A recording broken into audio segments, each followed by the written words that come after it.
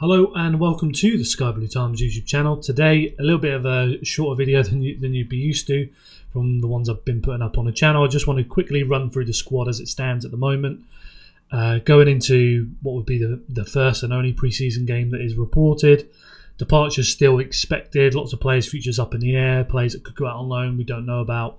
And a squad that is probably as big, if not bigger, than what City were going into the 18-19 season with under Pep Guardiola, compared to the team that eventually got more and more trimmed down as Guardiola prefers a smaller and smaller squad. You think about the way that the Champions League format has changed, has kind of driven that need for more players in the team, and really baked into that as well, the kind of little detail that people don't speak about as much is you need more players that you can trust to be regular starters.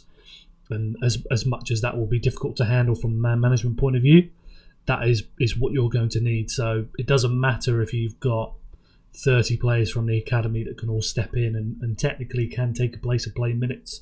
It's the fact that you've only got one Tijjani Reijnders instead of having three different midfielders to his quality level that you can trust to play in these different positions across the midfield. That's the kind of difference. So you need more players across the whole lineup in all these different positions that you can trust. Now, if we go into the team, James Trafford coming in to be the number 2, expected that Ortega will depart, eventually being the number 1 after Ederson departs in the following summer. Helps the team out quite a bit with the homegrown and non-homegrown situation as he takes away a spot and opens up a non-homegrown spot for the rest of the team as they're trying to manage the numbers in the squad.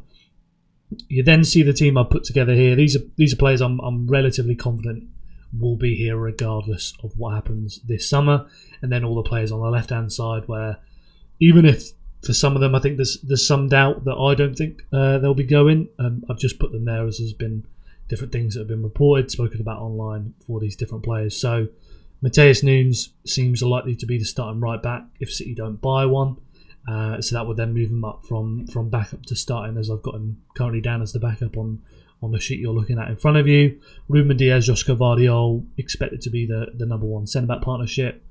Kusanov likely to be your go-to for backup as a right centre-back. Nathan Ake is the left centre-back.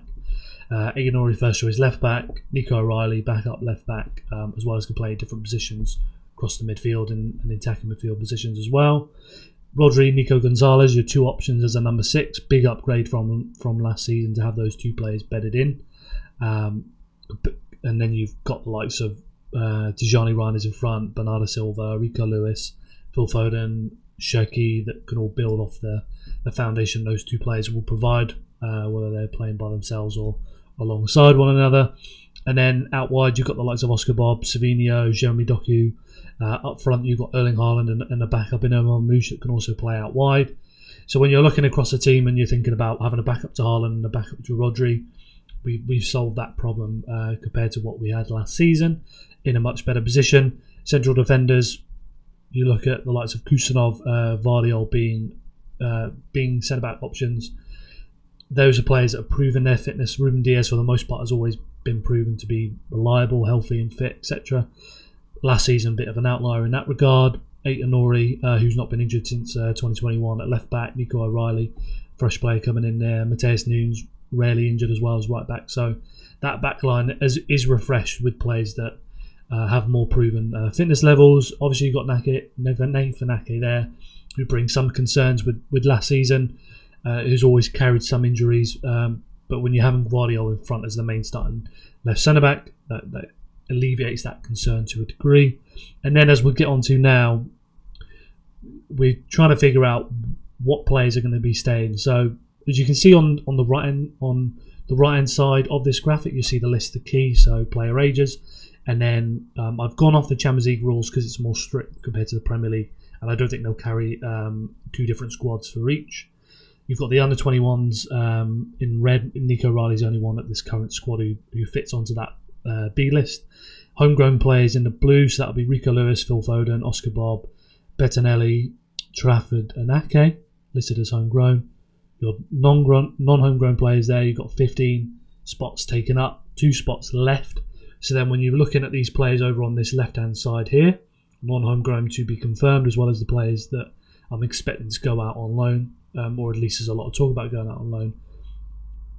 there's 6 players there, and only 2 can actually get into the team. So if we decide that Sverre Nipan is going out on loan, Echeverri going out on loan, 2 I definitely think will go and will benefit both of them. They need that next step that isn't too big of a jump to go to the City first team, as well as us being, in Echeverri's case, we're filled up with Phil Foden and Cherki.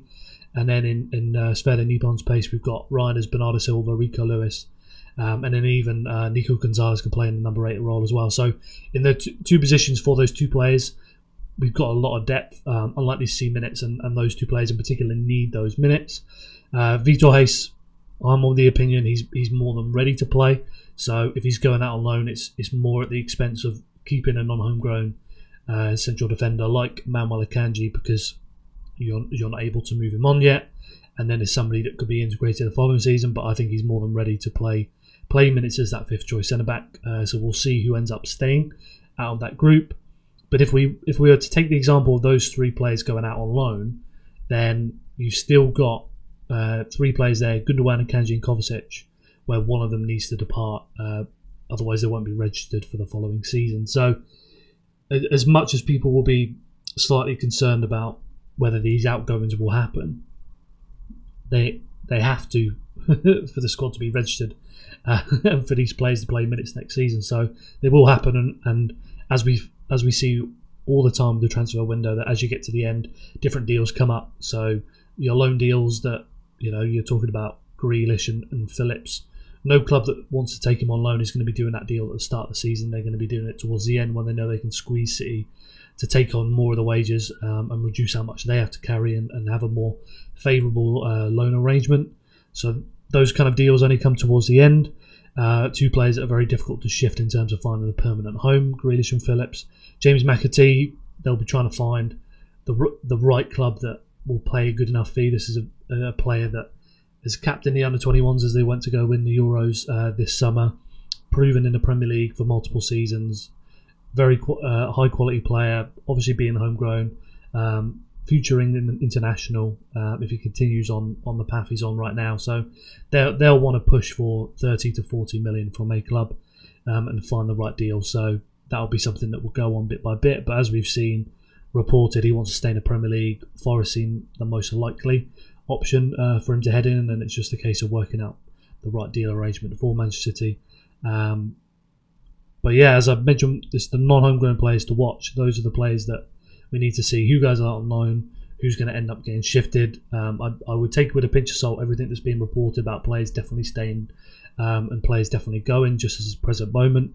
With the way we've seen the summer pan out with Hugo Viana, very much switches up on a dime. It will be reported one thing, and then suddenly the actual favourite players that you want to sign is someone completely different. We've seen that with Cherki and Gibbs White. We've seen that with the goalkeeper situation, the way it was reported about Costa, and now with Trafford coming in. Edison possibly going to go, but then now Edison's staying. Things have changed up quite significantly. Even if we go back to the likes of Cambiasso in January, seemed the obvious candidate for City to bring in as a left back, a player I liked a lot, and then Aït-Nouri ended up being the player they brought in. Great fit, but quickly pivoted from one player everybody thought we were definitely going to get to another. So as I mentioned, just take that with a pinch of salt, what's been reported at the moment. I think the squad's in a very good position to be able to compete in all fronts, to have the depth in many positions. Even if we don't get as many players out the team as people would like, you're still going to have a lot of depth across all these different positions. I don't think right back is a kind of defining position for City winning the league over the course of the season. I think if you're keeping somebody like Akanji, you have Rico Lewis, you have Matheus Nunes, then you've got more than enough short-term options to cover the different types of games you will face.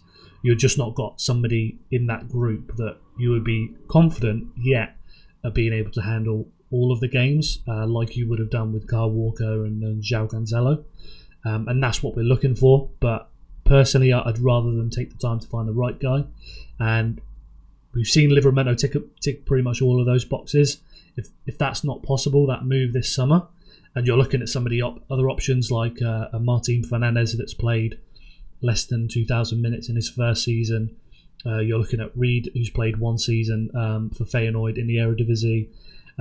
There's lots of players out there where you can see the talent. Omar Al-Hilali, I think, looks a great option in the Liga playing for Espanyol. But again, only 1 season, very young player, and as a position fullback, they generally don't ever buy somebody that's had 1 year's experience. They buy somebody that's had 3-4 years at a good level. So even Aït-Nouri coming in, just turning 24, he's played 3+ years in the Premier League for Wolves. Even Livramento would have had 2 full seasons in the Premier League for Newcastle. So I'd much rather him take the time to find the right guy, the long-term option, rather than bring in and add another short-term option to the players that we already have. People are unhappy with those short-term options. That's kind of the point, that you would be upset because they don't tick all the boxes. They're not the most ideal, but we've got plenty to handle different games, and I think we'll be more than fine across the season. And then when it comes to next summer, you're looking at expecting Ederson to move on, expecting Bernardo Silva to move on. It's then more easy to move on some of the central defenders. John Stones definitely would have moved on by that summer. So then City is in an even better position next summer to be able to bring in more players and continue to add to the rebuild and finish off in all the different positions that they'll be looking at. But yeah, that's just my quick thoughts. Obviously, a lot can change. I mean, I could post this video and and something could come out within the next hour that completely changes the list of departures that I've just discussed briefly in this video. But I just wanted to give you an update with my thoughts, where I'm at with the team, heading into the last remaining weeks of the transfer window, and we come towards the start of the new season. If there's anything I've missed out that you wanted to ask me questions about, then let me know down below in the comments and I'll reply to you. Make sure you like the video to help support the channel, subscribe so you don't miss out on the next video, and we'll be back with plenty more content this week.